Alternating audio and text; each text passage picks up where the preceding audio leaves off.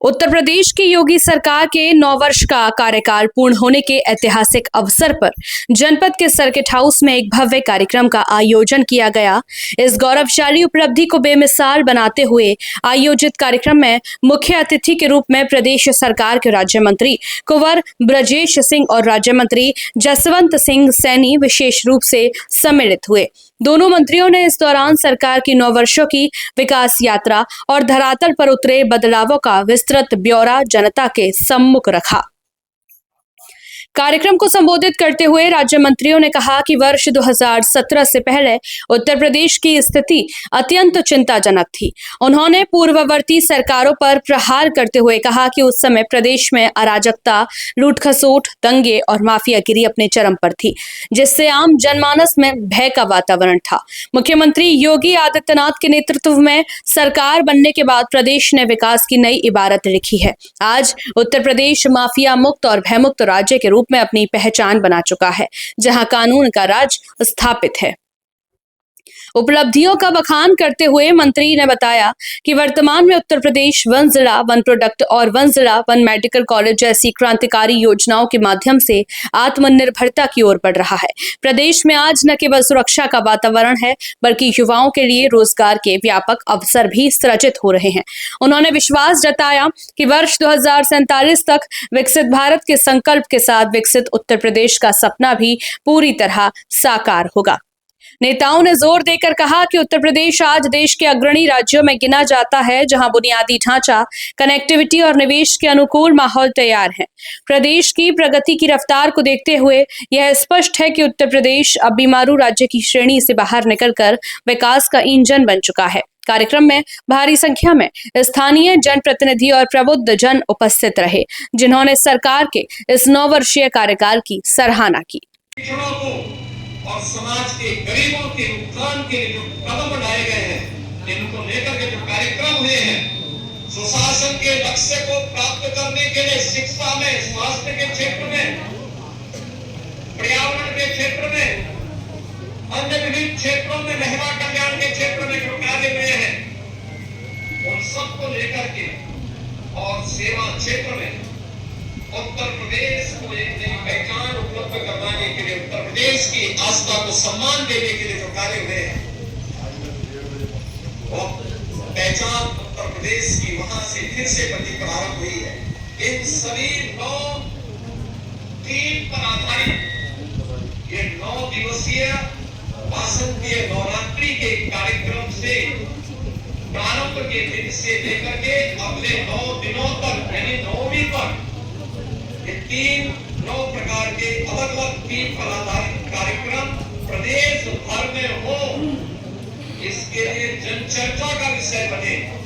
चर्चा पर चर्चा के माध्यम से एक दूसरे के सामने अपनी बातों को रखें और अब तक की 9 वर्षों की इस यात्रा के बाद आगे के लिए हमारा विजन क्या होना है। और ये संयोग है, यहाँ पे हमारे प्रदेश अध्यक्ष जी बोल रहे थे ना, ये 9 एक शुभ अंक है, ये पूर्णता का प्रतीक होता है।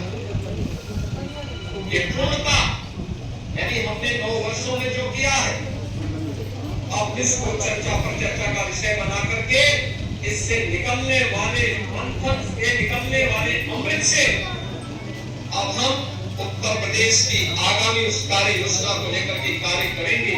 इसमें 2029-30 में उत्तर प्रदेश को $1 ट्रिलियन की इकोनॉमी की दिशा में अग्रसर करने की दिशा में क्या प्रयास होने हैं, उस दिशा में किए जाने वाले प्रयास का हिस्सा जनता के सुझाव है। समाज के अलग अलग तबके के द्वारा इसके बारे में चर्चा परिचर्चा का विषय बनाया जाए। इन सभी मुद्दों को लेकर के यहाँ 9 दिनों तक अनवरत एक कार्यक्रम चले, जिसमें भारतीय जन समाज के अलग अलग तबके के लोगों के द्वारा भी इसमें प्रतिभाग किए जाए।